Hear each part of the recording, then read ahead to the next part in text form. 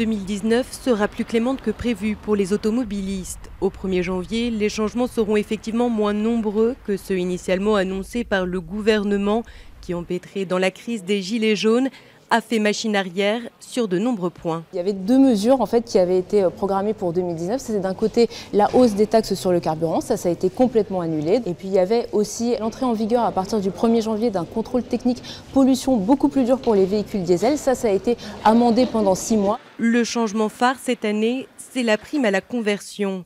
À partir du 1er janvier, les aides seront doublées pour les ménages les plus modestes. La prime qui était déjà de 2 000 € cette année va passer à 4 000 € et ce sera aussi pour les salariés qui ne payent pas d'impôts et qui parcourent plus de 60 km aller-retour pour se rendre à leur travail. Autre bonne nouvelle pour les conducteurs, le barème kilométrique est majoré pour ceux qui utilisent le plus leur voiture, à condition qu'elle n'ait pas plus de 4 chevaux. C'est-à-dire que s'ils sont en frais réels, ils vont voir leur indemnité kilométrique augmenter de 10%, ce qui leur permettra de réduire leurs impôts, à condition évidemment qu'ils soient imposables. Côté mauvaise nouvelle, les tarifs des assurances automobiles vont augmenter, mais les hausses attendues devraient rester inférieures à l'inflation d'1,7% annoncée par la Banque de France.